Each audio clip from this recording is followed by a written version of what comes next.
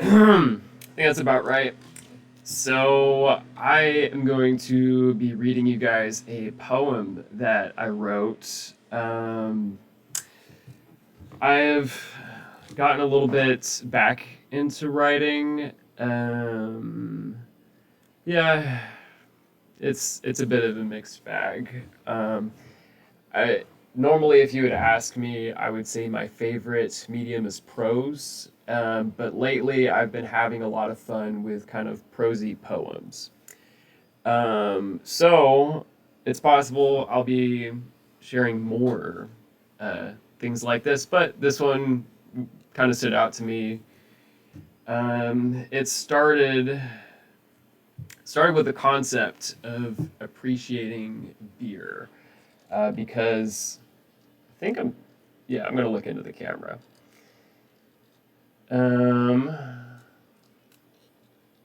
Something like that. Cool. So I guess that to say it started as a bit of a joke, but as I started filling out the body, and kind of bringing in different references, a little bit of a story started to crop up, and I, of course, kept the part about beer, but it's a lot more like uh, it's like the significance of beer, I guess you could say. That's what this poem is about. Just a one last quick disclaimer. I don't like reading out loud, and definitely not my poems out loud. Normally, when I write a poem, the first time I actually hear it is when my wife reads it, and that's when I kind of get to sit back and enjoy it. But I am doing this, I guess for the internet. That's why I'm doing this. Final disclaimer: I have written and published a poetry book, a collection I wrote when I was younger, and then a book of essays and stories, a survey of human thoughts. Thinking about changing that title just because of how bland it kind of seems. I think that is my best written work, but if this poetry collection, if I keep muscling through, um, I don't know. I could see putting this in a little self-published collection. It took me a day to write this poem. I thought about it while I was at work, for a couple hours, kind of just picking out lines, and then I sat down, and it took me about, let me say, 3 to 4 hours to actually hash it out. Anyway, with all that aside, here is Work Beer, a poem written by me a few days ago. Day off, day drinking, it pleases me to remind that back then, in the oldest times, those pyramid makers, those granite architects, would work not without their labor drink. Oh, how they rioted, refused until terms met. Ramesses III, if you want to afterlife in style, you better open the cellars, tap the tap. Here's to Ramses, next round's on Ramses. And when the Egyptian poet wrote to his heart's love, yes, listen close, he was an ancient father.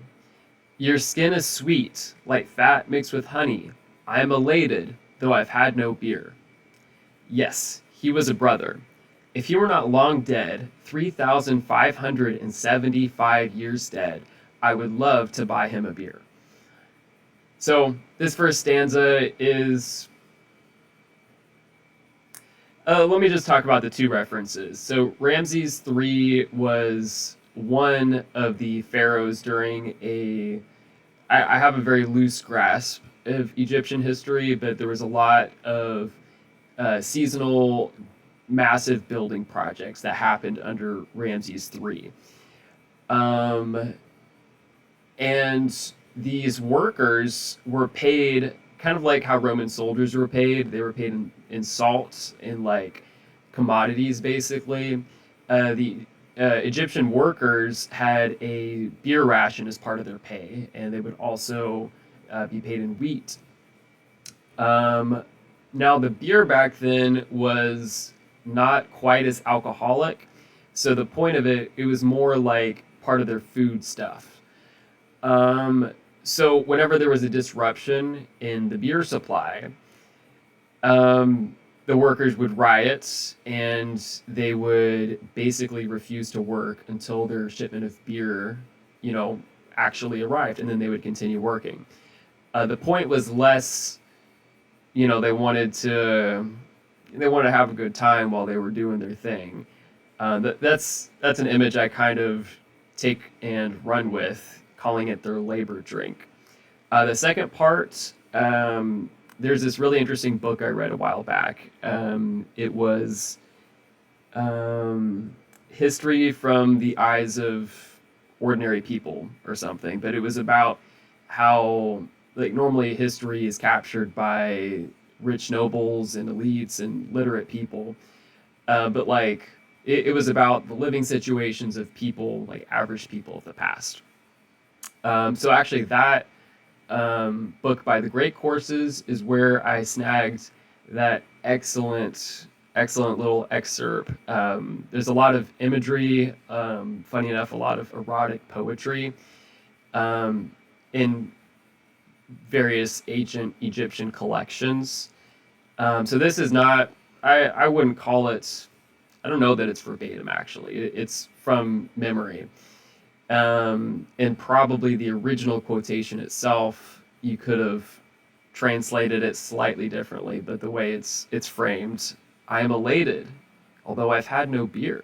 Like just the slight element of confusion, I thought that was just hilarious. Um, anyway, stanza one. If he were not long dead, I would love to buy him a beer. We need not much to face the world. A small token, a companion drink perhaps, a chemical on call, a small brain snack, a prop, a miniature comfort, something to hold all day or through the night, something to cut the time into smaller pieces. And then we will work gladly. We ask for so very little. Once I worked 4 to close, a Sunday. I was home by 11. These were days before days off. Next work was 4 p.m. Monday. 17 hours away, 7 for sleep, 10 for everything else. Nope, this day was different. Actually, quite different. My mile high day, the pinnacle of training. 11 to 5, 32 miles. I ran out the night, saw the sun rise. At 25, I was so sick of miles, I feared them like a god. My mind bucked like a panic horse, a cramped horse kicking in its stall, legs nowhere to go. Time can seem so tall, daunting, haunting, impassable. No! Keep calm, I say. Keep form. This is what you asked for. Contain your rage, outrage, frustration, fear. Bottle that shit up and turn it into foot rhythm. So, a little bit of background. I work in the restaurant industry. At this time, I worked as a bartender, so that's why I was working Sunday night until circa 10 p.m. But then I also had a week job that was more of like an office job kind of situation. It was hourly, but it ended up that the closest to a day off I had was like a 5 or 6 hour workday, which honestly, not that bad at all. More so bringing that up emphasizes the point of this poem, which becomes apparent later. The run I was referring to was my high mile day, as I said, but it was for my 50K, which is actually only 31 miles. But it was my first ultra, and my mom was going to be there. And so I thought, like, I better be damn sure I could actually carry my body that far if my mom's going to go out there and, you know, stick with me. It was a night race and a trail race. It was kind of it was a lot. It was fun. I finished, but to make sure that I was semi-prepared, I wanted to know for an absolute fact that I could run 32 miles, even though doing that like 5 weeks before race day is not a good, it's not a good performance strategy. But anyway, so this night I started on the treadmill. I love running on treadmills, even though some people think it's kind of boring or kind of crazy. There's limits, like you can't simulate heat as well, or terrain, obviously. But I really like kind of just turning my brain off for a while and just letting my body move. But anyway, I did the first 18 miles on treadmill, and then there was this wicked thunderstorm, and the power went out. And I was like, wow, damn, like that sucks. I guess I'm gonna have to stop. But then the power came back on. I ran a little bit further, and it turned off again. And so I was like, when when else am I gonna be like I'm already 18 miles in? I better just wrap this up because I knew I was going to. So I ran the last 12 miles, I guess 14 by my tallying. It was over 31 miles. It was like 31.5. So not quite 32. But anyway, I ran